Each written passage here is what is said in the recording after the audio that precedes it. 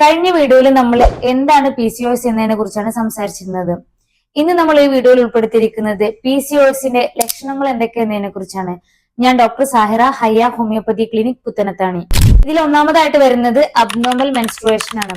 ചില ആളുകളൊക്കെ റെഗുലർ ആയിട്ട് അല്ലാതെ പീരീഡ്സ് ആവുന്ന ആളുകളുണ്ട്. അതുപോലെ തന്നെ ഹെവി ബ്ലഡ് ഫ്ലോ ഉള്ള ആളുകളുണ്ട്. ചെറിയ ബ്ലഡിന്റെ സ്പോട്ടുകൾ കാണപ്പെടുന്ന ആളുകളുണ്ട്. അതുപോലെ തന്നെ ചില മന്തില് മെൻസസ് ആവാത്ത സ്ത്രീകളുണ്ട്. ഇങ്ങനെയുള്ള ആളുകളിലൊക്കെ PCOS വരാൻ സാധ്യതയുണ്ട്. അടുത്ത സിംറ്റം വരുന്നത് ഓവർ വെയിറ്റ് ആണ്, അതായത് വെയിറ്റ് ഗെയിനിങ്. മൂന്നാമത്തതും അതുപോലെ തന്നെ വളരെ ഇമ്പോർട്ടന്റ് ആയിട്ടുള്ള ഒരു സിംറ്റം എന്താന്ന് വെച്ചാൽ ഇൻഫെർട്ടിലിറ്റി ആണ്, അതായത് വന്ധ്യത.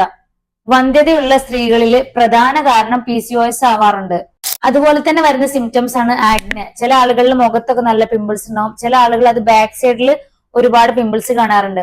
അതുപോലെ തന്നെ സ്കിൻ ഫോൾഡ്സിൽ, അതായത് നമ്മുടെ കഴുത്തിന് ബാക്കിലുള്ള ഈ ബ്ലാക്ക് കളർ ഡിസ്കളറേഷൻ, അതുപോലെ തന്നെ കക്ഷത്തിലൊക്കെ നല്ല ബ്ലാക്ക് കളർ വരുന്നതൊക്കെ PCOSന്റെ ലക്ഷണങ്ങളിൽ പെട്ടതാണ്.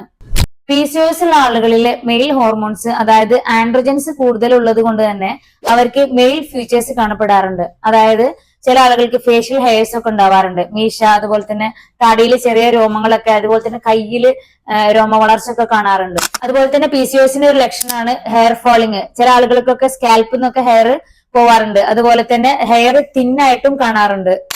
മെന്റലി നമ്മൾ നോക്കുകയാണെന്നുണ്ടെങ്കിൽ PCOS ഉള്ള ആളുകളിൽ ഡിപ്രഷൻ, അതുപോലെ തന്നെ ആങ്സൈറ്റി ഒക്കെ കൂടുതലായിരിക്കും. ഇനി നമ്മൾ USGയിലേക്ക് വരികയാണെന്നുണ്ടെങ്കിൽ USGയിൽ നമ്മൾക്ക് കാണാം ഇങ്ങനെയുള്ള ആളുകളിൽ ഓവറിയിൽ ധാരാളം സിസ്റ്റുകൾ കാണാറുണ്ട്.